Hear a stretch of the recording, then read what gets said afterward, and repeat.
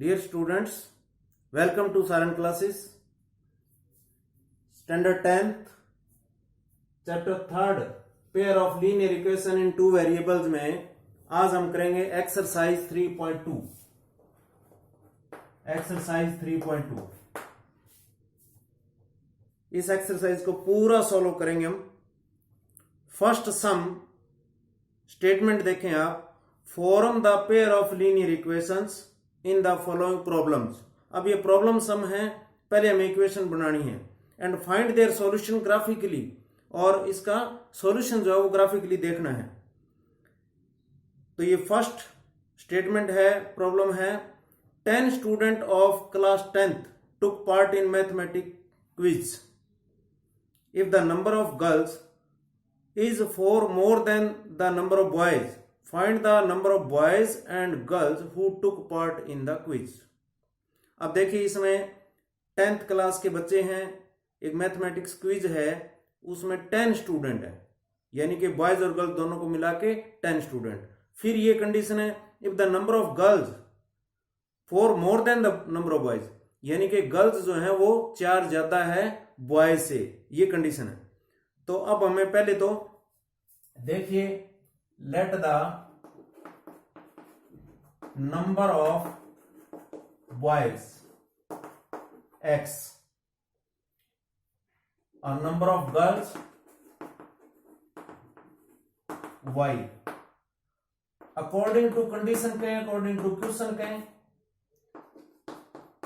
Total दोनों कितने हैं? 10 हैं. ये इक्वेशन फर्स्ट हो गई. ठीक है. अब इसमें कहा गया है कि गर्ल्स 4 ज्यादा हैं, यानी कि x और ये y 4 ज्यादा है. तो आप क्या करेंगे, इसमें 4 ऐड कर दें, बॉयज में 4 ऐड कर दें, तो गर्ल्स के बराबर हो गए ना. तो अब ये इक्वेशन बना लें, x minus y equal to -4, ये बाई ट्रांसपोजिंग. ठीक है. अब ये दो इक्वेशन बन गई. अब आप इनकी दो टेबल बनाएं, उसके बाद ग्राफ बनाएंगे. x plus y equal to 10, तो x equal to 10 minus y. अब देखिए, इसकी टेबल बनाते हैं. x y की वैल्यू भरें. मान लो यहां 5 भरते हैं, तो ये 10 माइनस 5 आ गया. 6 भरते हैं, 10 माइनस 6 4 आ गया. 7 भरते हैं, 10 माइनस 7 3 आ गया. Very easy. अब ये नेक्स्ट लेंगे, x minus y equal to -4, तो x equal to -4 plus y. ठीक है. अब ये टेबल बनी हमारी. ये देखिए, x y, या y की वैल्यू पुट करें. 4 से ज्यादा ले लें ताकि प्लस की वैल्यू रह जाएगी आपकी. मैं यहां y लेता हूं 8, तो 8 और -4 है, तो ये y की वैल्यू ली 8, x की वैल्यू कितनी आएगी 4. y की वैल्यू ले लें 9, तो ये कितनी आएगी x की 5. y की वैल्यू ले लें 10, तो 10 माइनस 4, x की वैल्यू 6. अब हम क्या करेंगे, ग्राफ. देखिए, ये बिल्कुल एकदम करेक्ट तो आपका ग्राफ पे ही आएगा, लेकिन फिर भी कोशिश है कि ये ग्राफ एक्चुअल की तरह आपको समझ आए.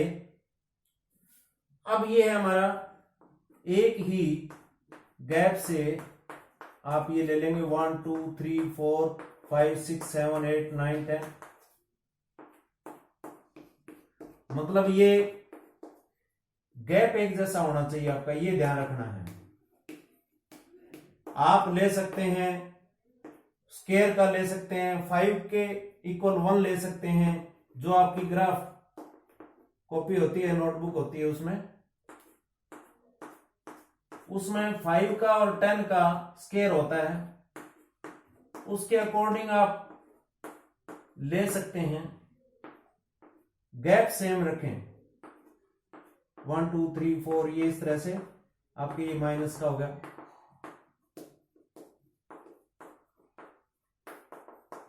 ये ग्राफ है आपका. अब आप देखें फर्स्ट टेबल x5 y5, आप x एक्सिस पे चले 5, फिर वहां से y5 यानी प्लस है तो ऊपर 5 कहां आएगा, यहां आएगा, यानी आपका ये आ गया x5 y5, ये कोऑर्डिनेट आ गया।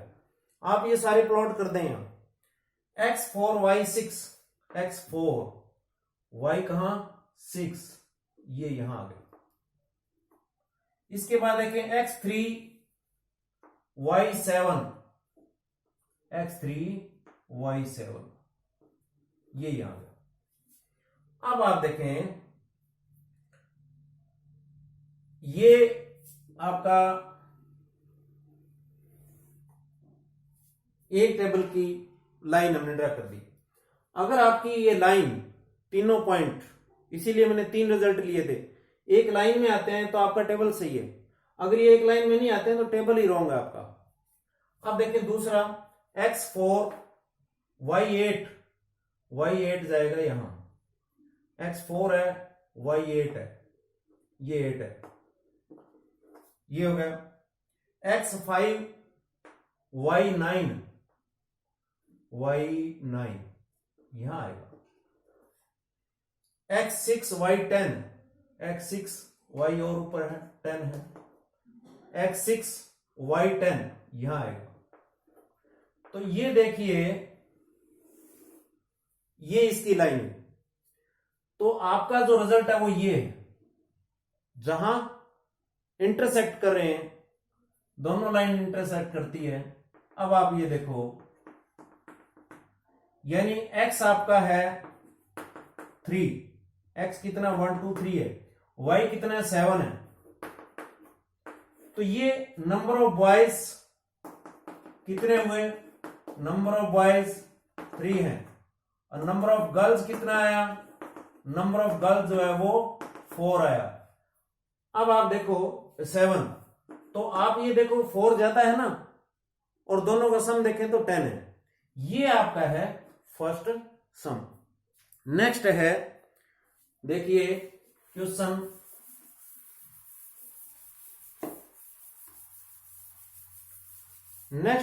है 3 pencils and 7 pens together cost ₹50, let the cost of pencil, देखिए आपको क्या निकालना है उसको मानना है, find the cost of 1 pencil and 1 pen, let the cost of 1 pencil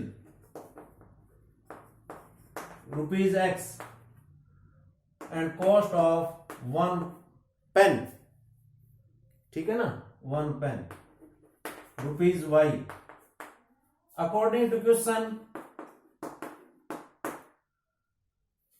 अब देखिए आपके पास 5 पेंसिल्स हैं तो 5X होगी cost, 7 pen 7Y, cost together ₹50। Next है 7 पेंसिल्स 5 पेन, दोनों की कॉस्ट है 46। अब आप वैसे उसी तरह टेबल बना लेंगे, तो चलिए पहले इसकी फर्स्ट की टेबल बनाएं।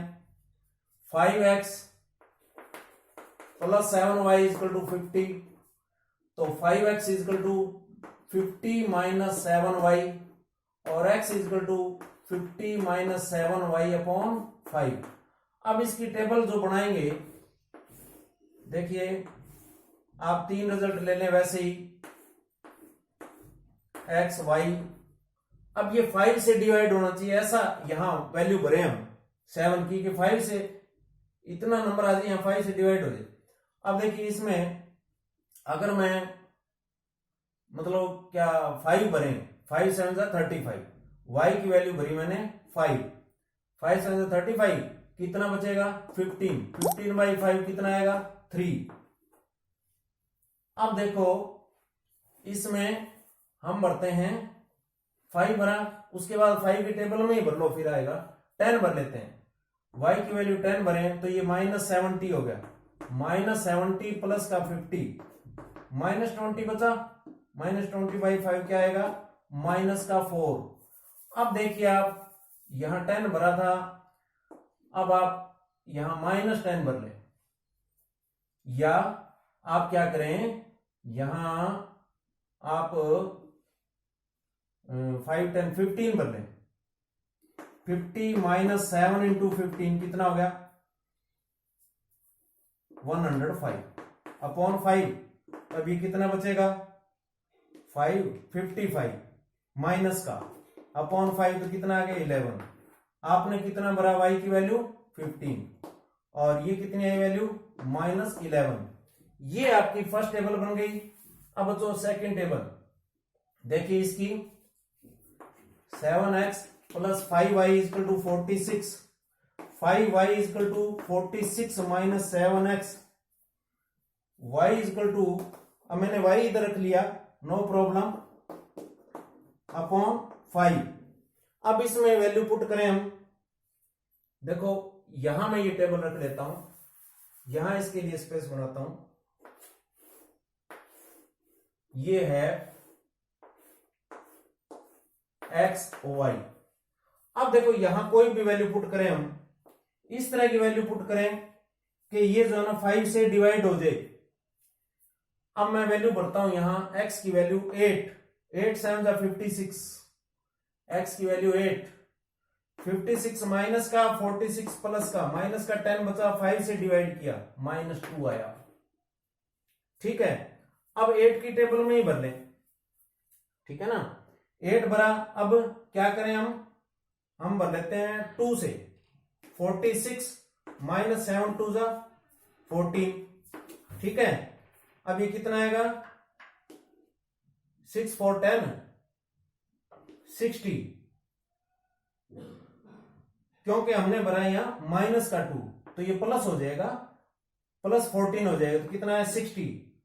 तो हमने भरा था x की वैल्यू 2 और y की वैल्यू कितनी बनी, 5 से डिवाइड कर दो, 12। अब हम वैल्यू ले लें यहां, देखिए 2 भरा, फिर 4 5 6 7 8, आपने ये वैल्यू 2 ही ले लेते हैं। देखिए ग्राफ बनाए अब हम, आप वैल्यू मिनिमम 2 लेंगे, मैक्सिमम कितनी ले लें, y डैश। अभी देखो आपको ये समझ आ जाएगा। अब हमने मैक्सिमम यहां 15 या इतना है, 0 1 2 3 4 5 6 7 8 9 10 11 इस तरह से है, इधर भी ऐसे ही है, इधर भी ऐसे है।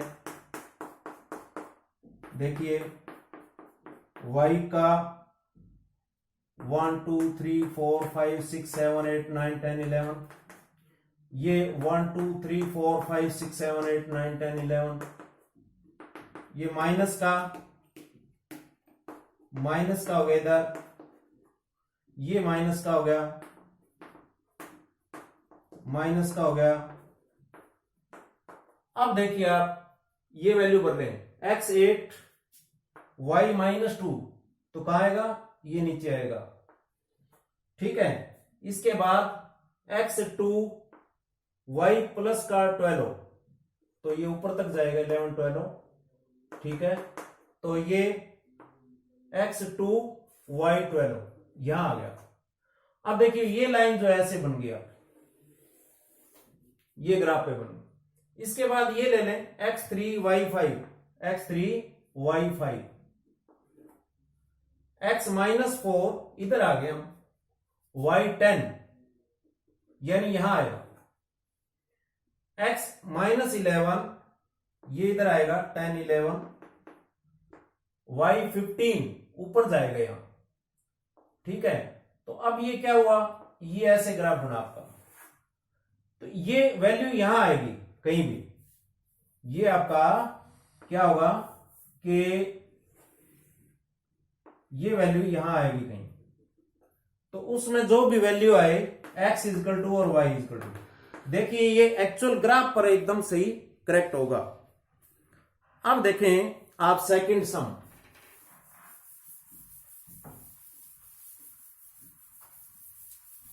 सेकंड सम है देखो मैंने पिछले वीडियो में कंसेप्ट जो इंट्रोडक्शन दिया था उसके अंदर बताया था मैंने कि आप बिना देखे ये बता सकते हैं पेयर के अंदर कि इसका सॉल्यूशन है या नहीं है, या ये इंटरसेक्ट एक पॉइंट पे करेगा या पैरेलल लाइन जाएगी या कोइंसिडेंट होगा। अब मेरे पास आपका ये है 5x minus 4y plus 8 is equal to 0, 7x plus 6y minus 9 is equal to 0। आपको कंपेयरिंग करना है a1 a2, ये 5/7 हुआ, b1 b2 माइनस 4/6 हुआ, c1 c2 8/-9 हुआ।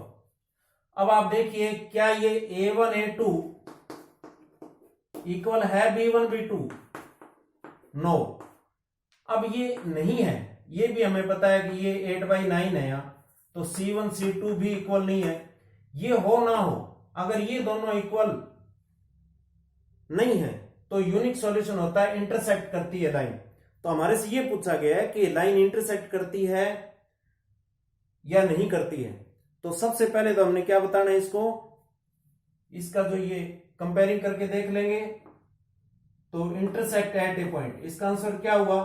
इंटरसेक्ट एट ए पॉइंट, ये इसका आंसर हुआ। अब देखिए बच्चों नेक्स्ट सम है इसका, next sum 9x plus 3y plus 12 is equal to 0। Second equation 18x plus 6y plus 24 is equal to 0।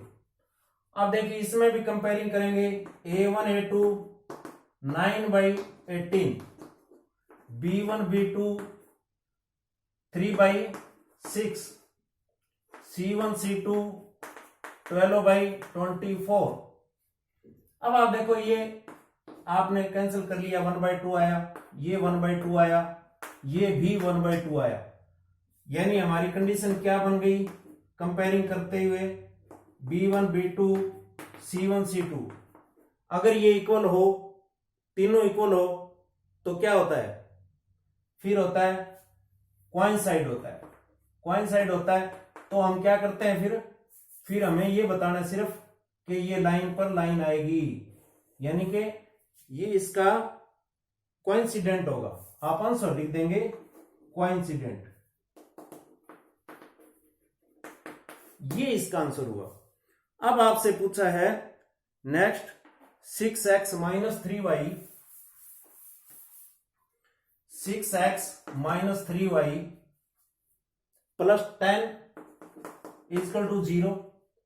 Next है 2x minus y, 2x minus y plus 9 is equal to 0, plus 9 is equal to 0। अब देखिए comparing करें, a1 a2 6/2, b1 b2 minus 3/-1, ये sign का भी ध्यान रखेंगे, c1 c2 10/9। अब आपका ये तो आ गया 3/1, ये माइनस कैंसिल हो गया, ये -1 से डिवाइड करें 3/1, तो आपकी क्या कंडीशन हो गई? a1 a2 इक्वल है b1 b2 और नॉट इक्वल c1 c2। तो यहां नो सॉल्यूशन है, तो इसका मतलब क्या हुआ? हमारी लाइन पैरेलल जाएगी। अगर हम ग्राफिकली देखेंगे तो क्या होगा? पैरेलल। तो हमारे से ये पूछा गया था। अब थर्ड सम है ऑन कंपेयरिंग द रेशियो, यहां भी कंपेयरिंग करना है, रेशियो कंपेयर करना है और उसमें आपको बताना है कि ये लीनियर इक्वेशन है, जो लीनियर इक्वेशन है कॉन्सिस्टेंट है या इनकॉन्सिस्टेंट है। आपको कॉन्सिस्टेंट और इनकॉन्सिस्टेंट बताना है। तो 3x plus 2y is equal to 5, इसमें नेक्स्ट है 2x minus 3y is equal to 7। अब यहां भी कंपेयरिंग करें, a1 a2 3/2 है, b1 b2 2/-3 है, C1 C2 5/7 है। अब आप देखें इसमें क्या कंडीशन बनी, A1 A2 ये इक्वल नहीं है, ये भी इक्वल नहीं है, B1 B2 C1 C2। अब इसमें ये होता है कि ये दोनों इक्वल हो ना हो कोई फर्क नहीं पड़ता, ये दोनों इक्वल नहीं हो तो यूनिक सॉल्यूशन होता है, तो सॉल्यूशन होता है। अगर होता है तो इसका मतलब कॉन्सिस्टेंट है, अगर नहीं होता है तो इनकॉन्सिस्टेंट है। तो इसका आंसर क्या होगा, कॉन्सिस्टेंट। इसमें बच्चों इस तरह से बताना है, जो कॉन्सिस्टेंट है उसको कॉन्सिस्टेंट बताएंगे। नेक्स्ट है इसका सेकंड पार्ट, देखिए 2x - 3y equal to 8, 4x - 6y equal to 9, A1 A2 2/4, B1 B2 -3y - 6, C1 C2 8/9। अब यहां भी देखिए ये 1/2 हो गया, ये 1/2 हो गया। A1 A2 इक्वल है B1 B2 not equal C1 C2, ये दोनों इक्वल नहीं है, ये इक्वल है। इस कंडीशन में क्या होता है, नो सॉल्यूशन। नो सॉल्यूशन होता है तो क्या कहेंगे, इनकॉन्सिस्टेंट। आपसे ये पूछा कॉन्सिस्टेंट है कि इनकॉन्सिस्टेंट, तो आप क्या कहेंगे, इनकॉन्सिस्टेंट है। अब है इसका नेक्स्ट पार्ट, देखिए बच्चों 3/2x plus 5/3y equal to 7, और नेक्स्ट इक्वेशन है इसकी 9x - 10y इक्वल टू 14। आपको बताना है कॉन्सिस्टेंट है या इनकॉन्सिस्टेंट है। देखिए वही A1 A2, अब इस तरह हो तो इसके अपॉन ये करेंगे, तो अपॉन करेंगे तो ये 1/9 हो गया, ठीक है, इसके अपॉन ये किया। B1 B2 5/3 है, इसके अपॉन ये करेंगे तो -1/10 हो गया, चाहे यहां माइनस कह दें वो कोई फर्क नहीं पड़ता। C1 C2 आपका क्या है, 7/14 है। अब ये कितना आया, 3, 1/6 आया, ये कितना आया 2, ये आ गया -1/6, ठीक है, और फिर ये 1/2। अब आप देखिए ये इक्वल नहीं है, A1 A2 not equal B1 B2 not equal C1 C2, तो अगर ये इक्वल नहीं है, यूनिक सॉल्यूशन है, तो कॉन्सिस्टेंट है। क्या है, कॉन्सिस्टेंट। अब आप देखें इसमें नेक्स्ट पार्ट, क्वेश्चन थर्ड का ही fourth part, 5x - 3y equal to 11 -10x plus 6y equal to -22। अब ये देखिए A1 A2 5y - 10, B1 B2 -3/6, C1 C2 11/-22। अब आप देखिए ये माइनस का ही आएगा 1/2, -1/2 कह दें, फिर ये आया तो -1/2 आया, ये आया तो -1/2 आया, यानी A1 A2 इक्वल है B1 B2 इक्वल है C1 C2। अब ये मैंने सॉल्यूशन बनता है, तो ये क्या है, कॉन्सिस्टेंट। कॉन्सिस्टेंट। अब आपको ये बताना था। इसके बाद है लास्ट इसका part, 4/3x plus 2y equal to 8, फिर है 2x plus 3y equal to 12। अब देखिए A1 A2 4/3, ये 2/1 है, 1/2 कर लें आप, ठीक है। अब ये B1 B2 2/3, C1 C2 8/4 12। अब देखिए ये कितना आया 2/3, ये कितना आया 2/3, और ये कितना है 4 2 8 4 3 12 2/3, यानी कि ये A1 A2 equal B1 B2 equal C1 C2। तो वही कंडीशन है कि मैनी सॉल्यूशन होगा तो ये क्या है कॉन्सिस्टेंट है, क्या है ये कॉन्सिस्टेंट। अब बच्चों 3.2 एक्सरसाइज, इसके जो नेक्स्ट सम है वो सेकंड पार्ट में मिलेंगे आपको, तो आप सेकंड पार्ट इसके बाद देखेंगे। Thank you, have a nice day.